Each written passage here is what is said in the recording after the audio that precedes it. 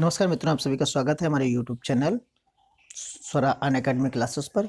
इसमें एक चैप्टर चल रहा है रासायनिक अभिक्रियाएं और समीकरण। ये बुक है साइंस की, क्लास 10th एनसीईआरटी। इसके क्वेश्चंस हम सॉल्व कर रहे हैं। एक्सरसाइज आपको शायद कहीं ना मिल रहे हों, तो ये आपको हमारे चैनल पर मिलेंगे। थ्योरी तो आपको हर जगह पर प्राप्त हो रही होगी, लेकिन यहाँ हम टेक्स्ट बुक के जो क्वेश्चंस दिए गए हैं उनको हम यहाँ 1 बाय 1 करके सॉल्व कर रहे हैं। देखिए, यहाँ क्वेश्चंस पहले के हम सॉल्व कर चुके हैं। क्वेश्चन नंबर 10 को हम यहाँ सॉल्व करेंगे। तो जो क्वेश्चन नंबर 10 है आपके सामने, देखिए इन्होंने कहा कि श्वसन को ऊष्माक्षेपीय अभिक्रियाएं क्यों कहते हैं। तो ऊष्माक्षेपीय अभिक्रियाएं क्यों कहते हैं, पहले तो हमने इसके पहले ही क्वेश्चन में ऊष्माक्षेपी के बारे में हम पढ़ चुके हैं। तो ऊष्माक्षेपी हम उनको कहते हैं ऐसी रिएक्शन जिनमें ऊष्मा उत्पन्न होती हो, यानी जिनमें हीट जो है रिलीज होती है, यानी ऊष्मा उत्पन्न होगी। उसी रिएक्शन यानी उसी अभिक्रिया को हम ऊष्माक्षेपी कहते हैं। तो ये तो चीज़ आपको क्लियर हो गई। अब आपको ध्यान में होना चाहिए कि जो श्वसन में क्रिया होती है, तो कौन सी क्रिया होती है। आप देखिए, जो ऊष्माक्षेपी में होती है, क्या होती है कि क्योंकि यहाँ ग्लूकोज हमारी कोशिकाओं में उपस्थित होता है। ग्लूकोज जो होगा हमारी कोशिकाओं में उपस्थित होता है, तो उपस्थित ऑक्सीजन से संयोग कर कार्बन मोनोऑक्साइड और जल बनाता है। एक बात ये हो गई। इसी अभिक्रिया में ऊष्मा ऊर्जा निर्मुक्त होती है और अभिक्रिया इस प्रकार होती है। तो देखिए, एक इन्होंने चीज़ क्या बताई, पहला पॉइंट हम लिख लेते हैं, यहाँ पर लिख के आपको दिखाते हैं। आप लिख लीजिए कि दो कारण यहाँ पर बताए गए हैं ऊष्माक्षेपी अभिक्रिया के। कहा गया कि क्योंकि, यहाँ लिख लेंगे, आप लिख लीजिए, क्योंकि ग्लूकोज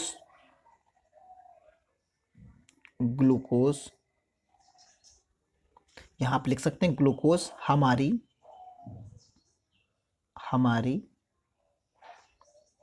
कोशिकाओं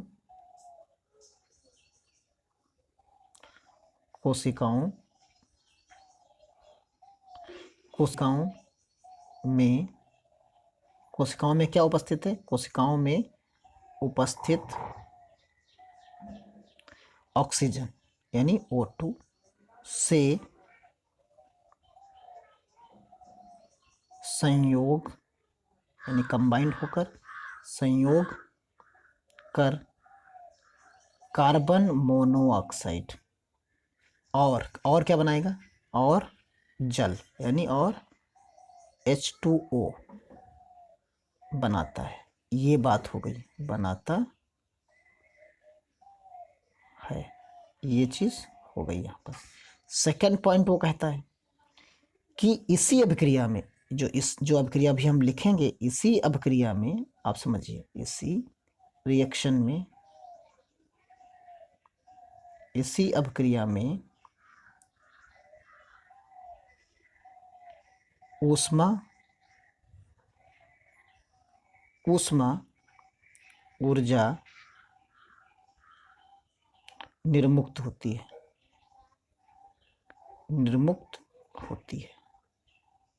अब इसकी आप रिएक्शन देख लीजिए, होती है, लिख दीजिए यहाँ पर, होती है। अब देखिए, इसकी आप रिएक्शन लिख लीजिए। रिएक्शन लिखेंगे तो आप जानते हैं ग्लूकोज यानी C6H12O6 plus 6O2 gives 6CO2 plus 6H2O,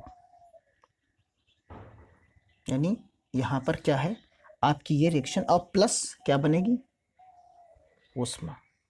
ये आप चिन्ह बना दीजिए।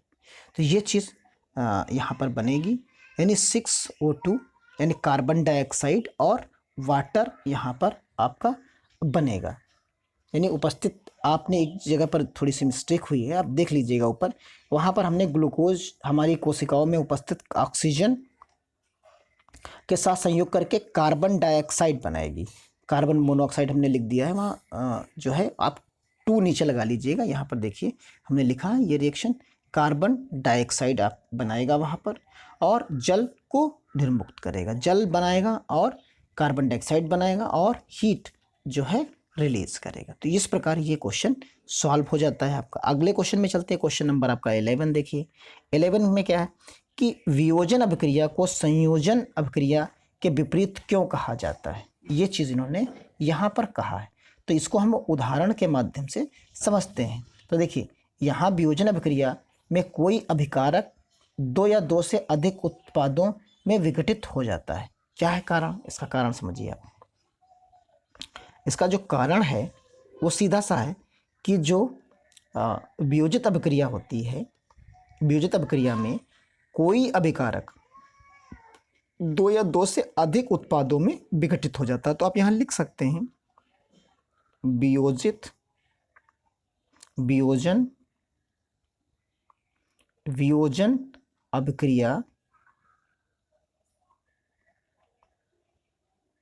अभिक्रिया में कोई अभिकारक यानी रिएक्टेंट अभिकारक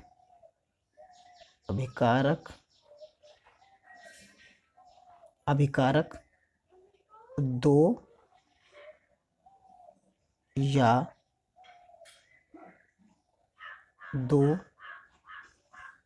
से अधिक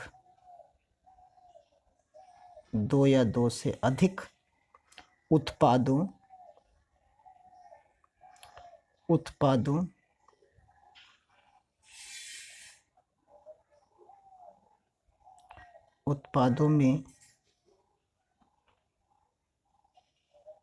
विघटित हो जाता है।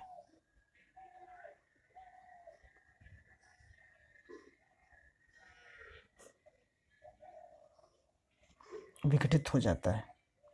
उदाहरण के लिए आप देखिए, यहाँ आपको हम एक उदाहरण देते हैं समीकरण के माध्यम से। यहाँ क्या हम लिख देते हैं FeSO4, यहाँ 2 लिख दीजिए बैलेंस करने के लिए, gives Fe2O3 plus OSO2 plus SO3। तब देखिए, एक अभिकारक दो या दो से अधिक, यानी यहाँ पर 3 में क्या हो गया, ये जो है हमारा विघटित हो जाता है। यानी फेरस सल्फेट, फेरिक ऑक्साइड, इस तरीके से ये विघटित हो जाता है।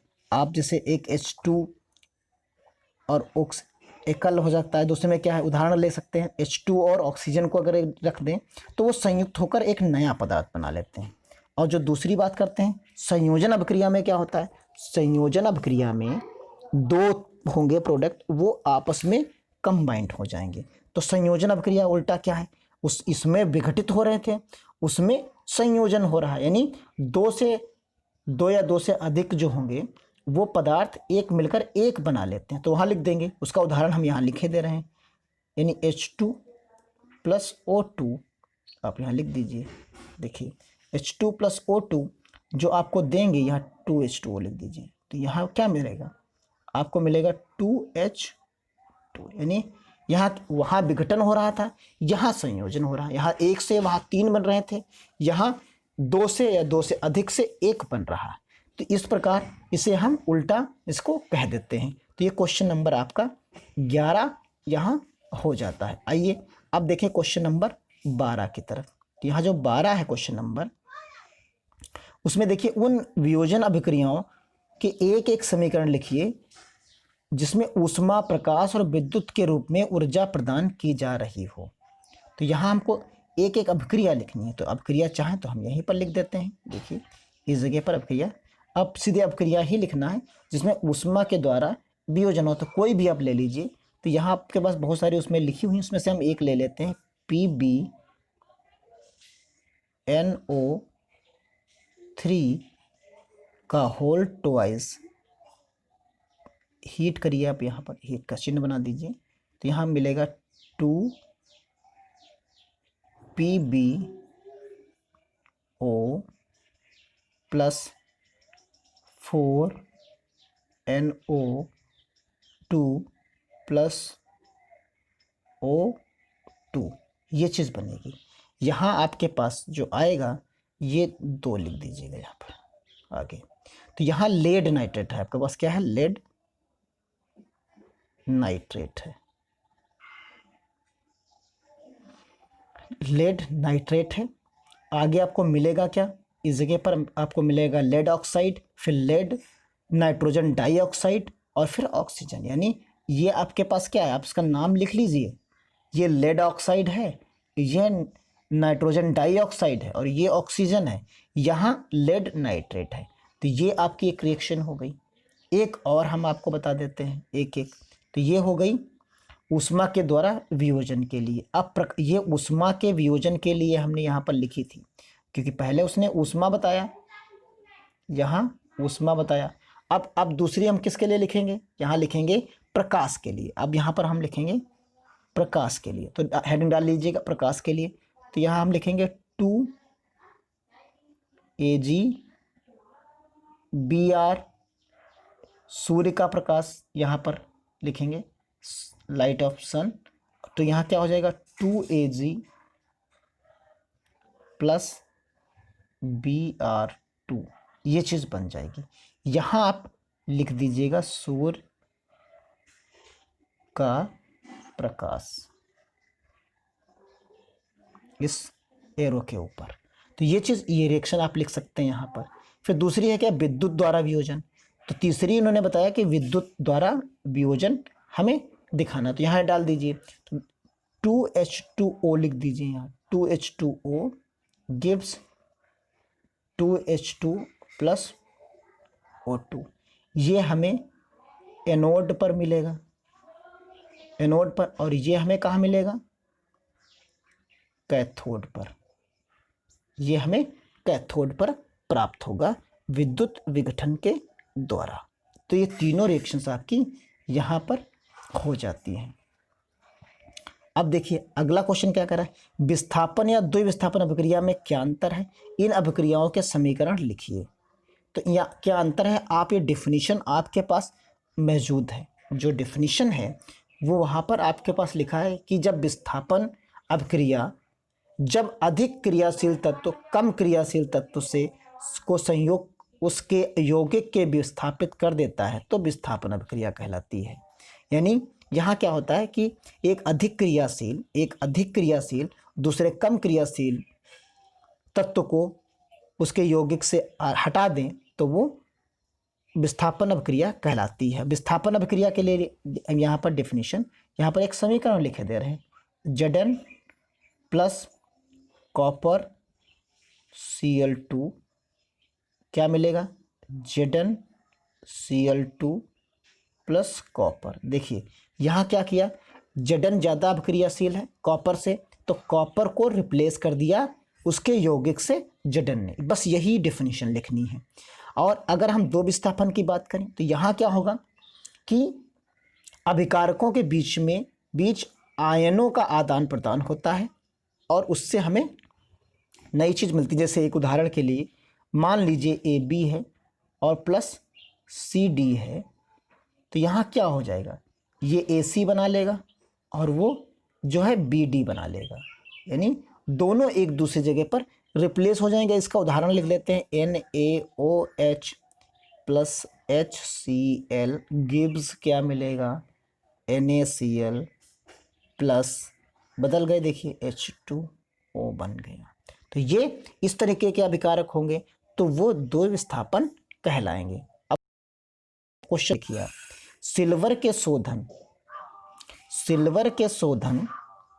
सिल्वर नाइट्रेट के विलयन से सिल्वर प्राप्त करने के लिए कॉपर धातु द्वारा विस्थापन किया जाता है, इस अभिक्रिया को लिखिए। तो यहाँ कॉपर की बात है तो Cu हमने लिखा, प्लस सिल्वर नाइट्रेट यानी 2AgNO3 लिख दिया। क्या विस्थापन हुआ, तो यहाँ होगा कॉपर नाइट्रेट बना लेगा। यहाँ पर देखिए ये चीज़ बन गई, का होल ट्वाइस आप लिख दीजिए, यहाँ 2 आ जाएगा, प्लस ये 2Ag बाहर हो जाएगा। तो ये रिएक्शन जो बनेगी ये क्वेश्चन नंबर किसके लिए है, क्वेश्चन नंबर 14 के लिए है ये, क्वेश्चन नंबर 14 के लिए यहाँ पर सॉल्व हो जाती है। अब देखिए अगले वाले में क्या करा, क्वेश्चन नंबर 15 में। क्वेश्चन नंबर 15 का अवक्षेप अपक्रिया से आप क्या समझते हैं? तो यहाँ पर अवक्षेप अपक्रिया ऐसी रासायनिक अपक्रिया जिसमें अविलेय लवण बनता है। क्या बनता है? अविलेय लवण बनता है जो विलयन से पृथक हो जाता है, उसे हम अवक्षेपण अपक्रिया कहते हैं। तो ये डिफिनीशन आप लिख लीजिए जो हम बोल रहे हैं यहाँ पर। इस डिफिनीशन, इसकी डिफिनीशन आप लिख लेंगे कि ऐसी रासायनिक अपक्रिया जिसमें अविलेय लवण बनता है जो विलयन से पृथक हो जाता है, उसे हम अवक्षेपण अपक्रिया कहते हैं। तो इसकी एक उदाहरण हम यहाँ पर आपको लिखे दे रहे हैं। क्या है? AgNO3 + NaCl, क्योंकि डिफिनीशन आपकी सब बुक में लिखी हुई है, आपको नोट करना है, हमने समझा दिया है, आप वहाँ से नोट कर सकते हैं। प्लस देखिए यहाँ क्या बच रहा है, NaNO3 सोडियम नाइट्रेट। तो ये चीज़ आप एक समीकरण लिख सकते हैं, इसको ढूंढने में आपको समस्या हो सकती थी, तो ये हमने यहाँ पर लिख दिया है। बाकी डिफिनीशन आप आसानी से उसे वहाँ से बुक से भी लिख सकते हैं, याद कर सकते हैं। जो आखिरी में बचता है वही जो है हमारा अवक्षेपण होता है। अब चलिए क्वेश्चन नंबर जो हमारा 16 है, 16 में देखिए क्या है। 16 में इन्होंने बताया कि ऑक्सीडेशन और जो है रिडक्शन के बारे में, उपचयन और अपचयन के बारे में इन्होंने कहा कि यहाँ पर हमें बताना है कि क्या चीज़ें होंगी। तो दोनों एक साथ हम यहाँ पर दिखाएंगे। उन्होंने कहा कि एक ऑक्सीजन के योग एवं ह्रास के आधार पर निम्न पदों की व्याख्या कीजिए, प्रत्येक के लिए 2 उदाहरण दीजिए। तो यहाँ हम जो लिख रहे हैं तो आप यहाँ पर देख लीजिए, उपचयन और अपचयन एक साथ हम दिखाते हैं। यहाँ आप इस जगह पर देखिए, तो यहाँ हम लेते हैं सीधे कि ऑक्सीजन का जो योग और हाइड्रोजन का हॉर्स होता है तो ऑक्सीकरण होता है, यानी उपचयन कहलाता है। और जब इसका जस्ट रिवर्स होगा तो वो जो है अपचयन कहलाएगा। तो देखिए यहाँ पर जो हम लिखेंगे, copper oxide plus H2O gives, क्या मिलेगा? Copper plus H2। अब आप देखिए यहाँ दोनों को एक ही समीकरण में समझाने की कोशिश हम आपको करते। देखिए हाइड्रोजन का यहाँ क्या हो रहा है? उपचयन हो रहा है। उपचयन का मतलब हाइड्रोजन का हॉर्स हो रहा है, यानी कमी हो रही। तो ये हो गई उपचयन, ये हो गई आपकी उपचयन। इसको आप लिख सकते हो आसानी से। ये जो बनेगी यहाँ पर, ये बनेगी उपचयन, ये हो गई आपकी उपचयन हो गई।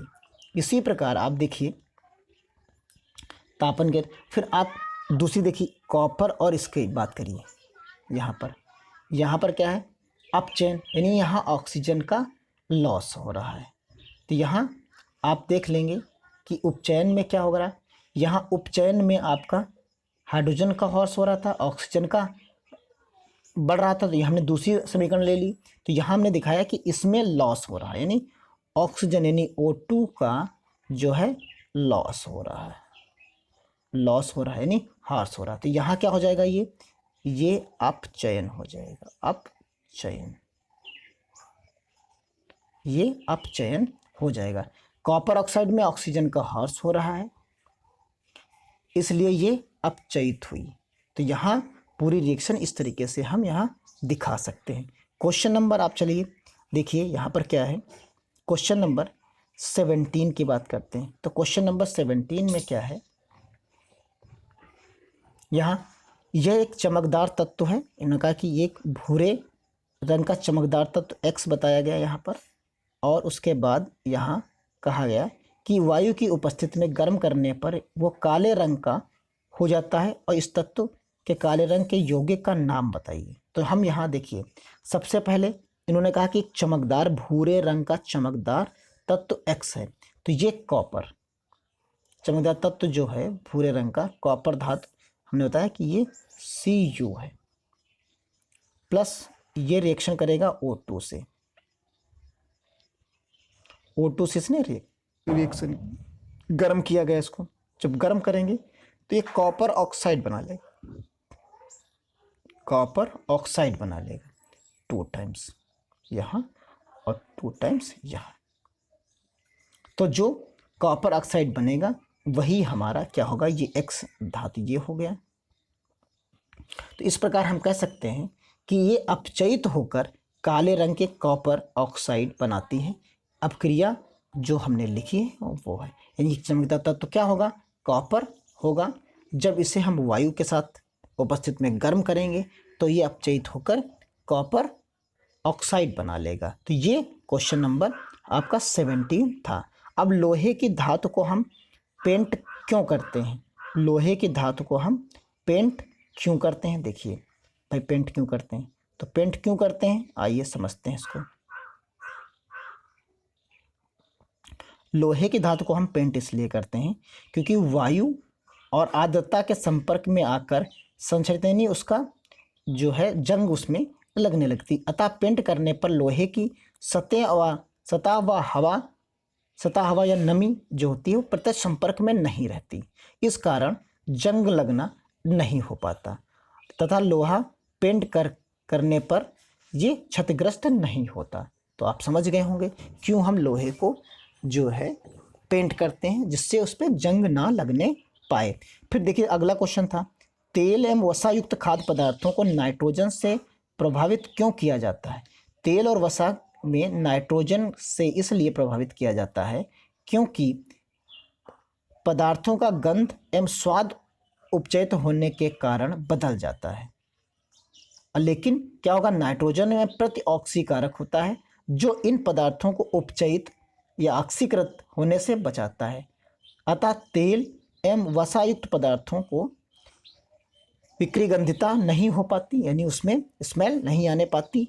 इस तरह वसायुक्त पदार्थ जैसे चिप्स खराब नहीं होते। तो ये चीज़ इसमें थी। अगले क्वेश्चन में देखिए, अगला क्वेश्चन आपके पास है क्वेश्चन नंबर 20।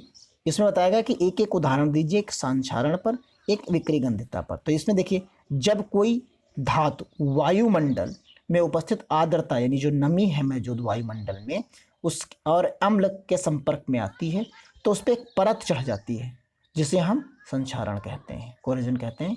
जब लोहे का संक्षारण होता है तो उसे हम जंग लगना कहते हैं। उसका उदाहरण आप देख चुके हैं कि हम उस पर परत चढ़ा दें। लोहे के ऊपर हम लालिमा युक्त भूरे रंग की FeO और H2S हाइड्रेटेड फोरिक ऑक्साइड की परत चढ़ना होता है। तो ये आप पहले भी देख चुके हैं। तो ये चीज़ आप आसानी से, इसका सेकंड पार्ट जो दिया गया विकृत गंधिता, तो अभी पढ़ा आपने कि वसायुक्त खाद्य पदार्थों में क्या होता है, तो नाइट्रोजन प्रति ऑक्सीकारक मिलाकर वायुरोधी बर्तनों में हम खाद्य सामग्री को भर देते हैं। जैसे चिप्स की थैली में ऑक्सीजन यानी एयर के साथ चीज़ें उसमें रखी होती हैं, और मक्खन को कमरे के ताप पर लंबे समय तक रखने पर इसका स्वाद खट्टा हो जाता है तथा ये खराब गंध आने लगती है क्योंकि ये अपचयित हो जाता है। तो ये कारण थे, ये आप इस प्रकार आसानी से अपनी नोटबुक में नोट कर सकते हैं। और आपको ये वीडियो कैसा लगा आप बताइए। ये एक्सरसाइज यानी चैप्टर 1 जो अब हमारा था वो कंप्लीट हो गया। अब हम चैप्टर 2 के क्वेश्चन सॉल्व करेंगे नेक्स्ट वीडियो में। धन्यवाद, मिलते हैं अगले चैप्टर के साथ अगले वीडियो में।